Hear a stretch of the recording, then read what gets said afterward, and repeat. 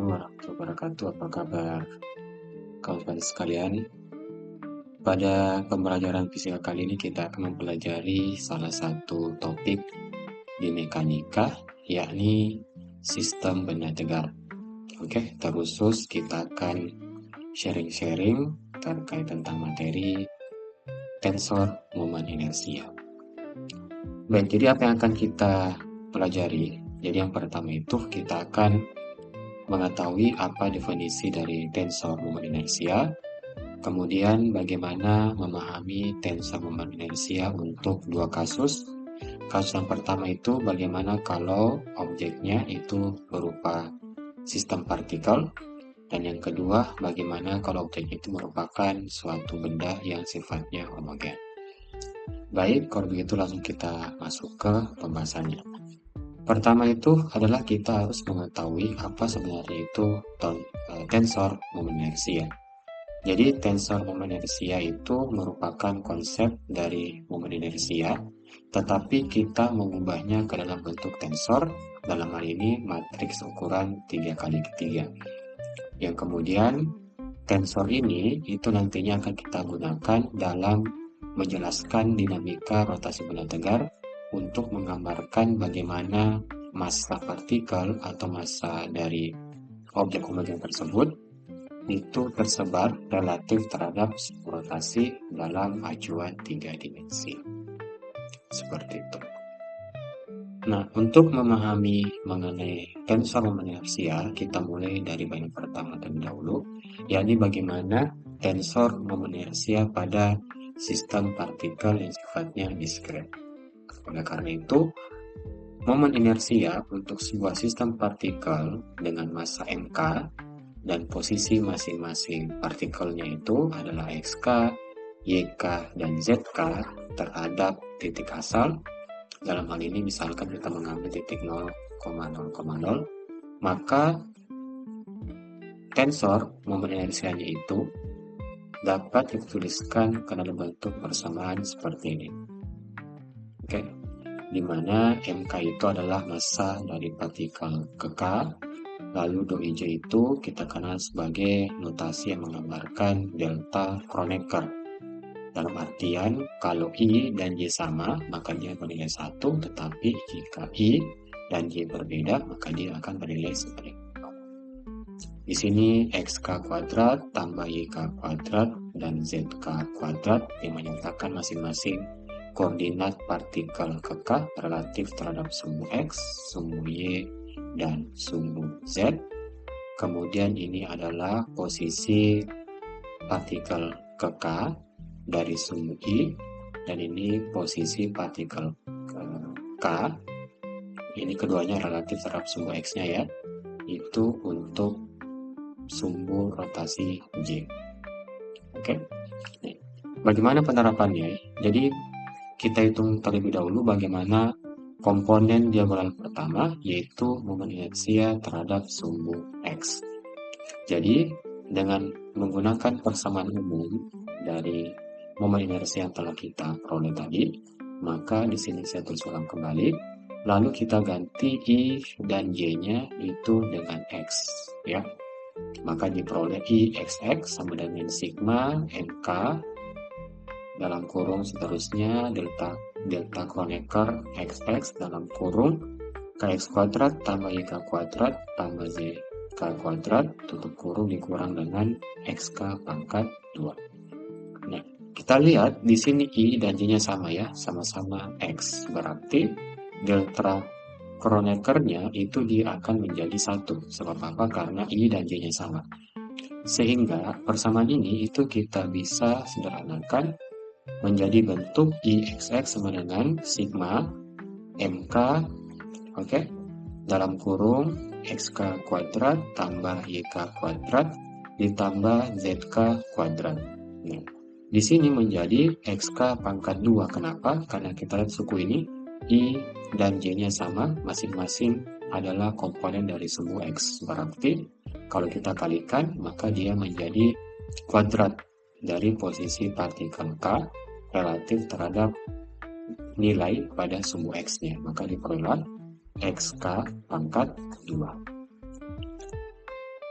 Lebih lanjut, kalau kita sederhanakan secara lebih detail, maka suku XK pangkat 2 ini itu akan saling menghilangkan dengan negatif XK pangkat 2. Sehingga untuk komponen diagonal pertama, yaitu momen inersia terhadap sebuah X-nya, yakni sigma MK dikali dalam kurung YK kuadrat ditambah ZK kuadrat. Dengan cara yang sama, nanti kita akan peroleh untuk momen inersia terhadap sumbu Y itu dapat dituliskan ke dalam bentuk persamaan berikut, dan untuk momen inersia terhadap sumbu Z-nya itu dapat kita tuliskan ke dalam bentuk persamaan sebagai berikut. IZZ itu sama dengan sigma MK dikali dalam kurung XK kuadrat ditambah dengan YK kuadrat. Oke. Sekarang kita lanjut.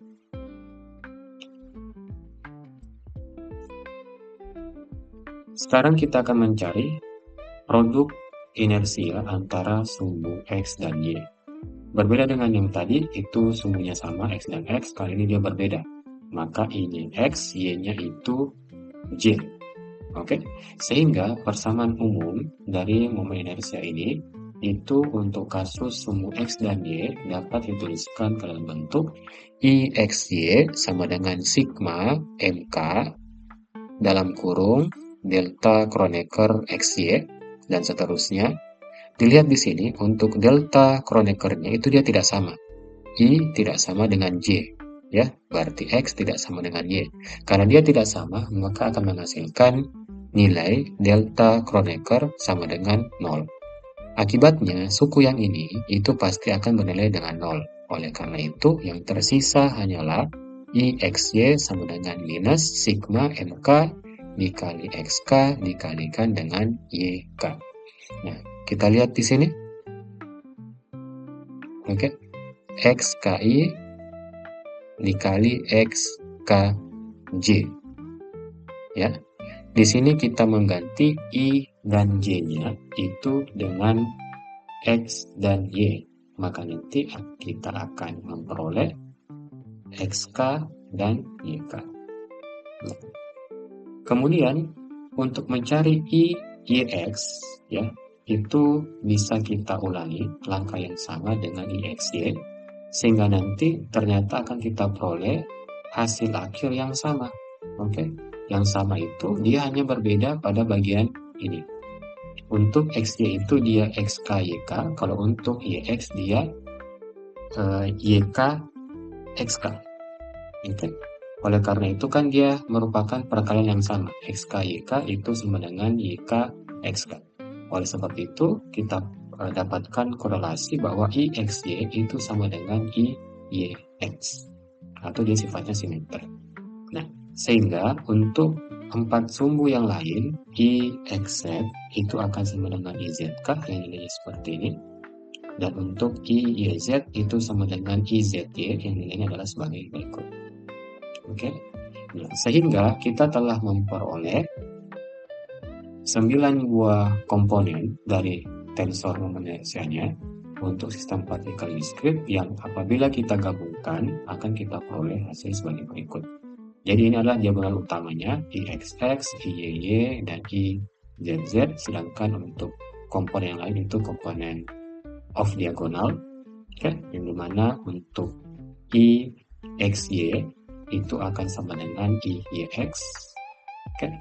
Untuk IXZ dia akan sama dengan IZX, dan komponen yang lainnya itu dia akan bernilai sama.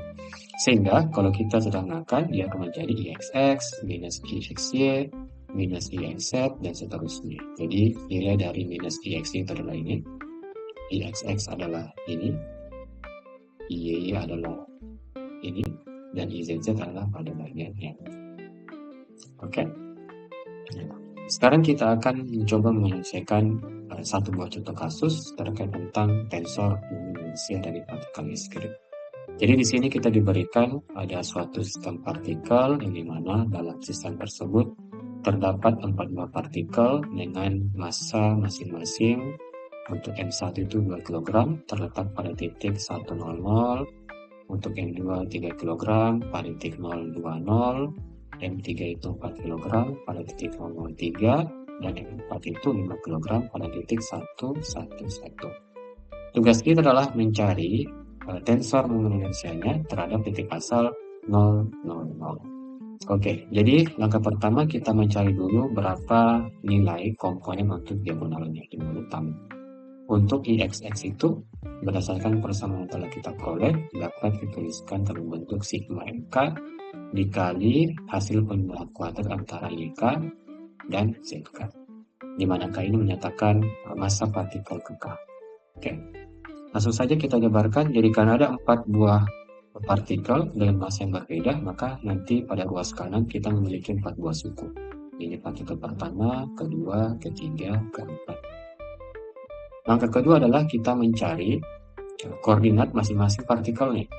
Oke, jadi untuk partikel 1, ya, untuk sumbu rotasi XX itu yang berperan hanyalah posisi partikel ke K untuk koordinat Y dan Z-nya saja. Berarti untuk M1 itu hanya 00, untuk partikel kedua 20, partikel ketiga 03, dan partikel keempat 1 dan 1. Nah, informasi inilah yang kita masukkan ke persamaannya, maka diperoleh M1 itu 2, Y1-nya itu 0, dari sini, Z1-nya itu 0, oke, dikuadratkan tentunya. Untuk massa kedua itu massanya 3 kg, koordinat Y dari massa kedua itu adalah 2, koordinat Z dari massa kedua itu 0, dan seterusnya. Untuk partikel ketiga dan partikel keempat, maka nanti kita peroleh persamaan pada baris ketiga ini. Dan kalau kita selesaikan lebih lanjut, maka kita peroleh momen inersi ya untuk komponen diagonal IXX itu yakni sebesar 58 kg meter pangkat 5. Dengan cara yang sama, kita akan mengerjakan untuk IYY, okay? Untuk momen inersia sumbu YY yang berubah hanyalah suku yang di dalam kurungnya. Oke, untuk Y itu adalah XK kuadrat ditambah ZK kuadrat. Kita lihat untuk partikel pertama, itu komponen X-nya adalah 1 dan komponen Z-nya itu 0. Maka diperoleh 1 kuadrat tambah 6 kuadrat. Untuk partikel ketiga itu 00, ya. Ini X-nya, ini Z-nya. Untuk partikel ketiga itu 03. Dan partikel keempat 1 dan 1. Nah, kalau kita selesaikan, maka diperoleh momen inersia untuk YY-nya itu adalah sebesar 48 kg meter pangkat 2. Untuk IZZ juga sama, yang berperan itu adalah koordinat pada sumbu X dan Y-nya untuk masing-masing massa partikel. Maka nanti kalau kita selesaikan lebih detail, diperoleh hasil nilai sebesar 24 kg meter. Sekarang untuk 6 komponen yang lain, karena dia sifatnya simetri, jadi kita cari saja IXY, itu nilainya adalah -5, berarti IYX-nya juga adalah -5. Untuk IXZ nilainya -5, maka IZX juga nilainya -5, dan dua terakhir IYZ nilainya -5, dan pasti IZY juga nilainya -5. Nah, karena kita telah menemukan ke-9 komponen untuk matriksnya, maka kita dapat menuliskan tensor dari kasus ini itu yakni sebagai berikut: 58 -5 -5 48 -5 dan -5 dan 20. Oke, kalau begitu sekian untuk pembahasan singkat materi mengenai tensor inersia sistem partikel listrik. Insya Allah untuk tensor inersia pada objek yang sifatnya kontinu itu kita akan bahas pada video selanjutnya yang akan dilanjutkan dengan bagaimana sistem diagonalisasi dari tensor inersia. Kalau begitu sekian untuk materi singkat kali ini, semoga bermanfaat. Jika kalian punya pertanyaan silakan tuliskan di kolom komentar. Sekian dari saya, wabillahi taufiq wal hidayah. Assalamualaikum warahmatullahi wabarakatuh.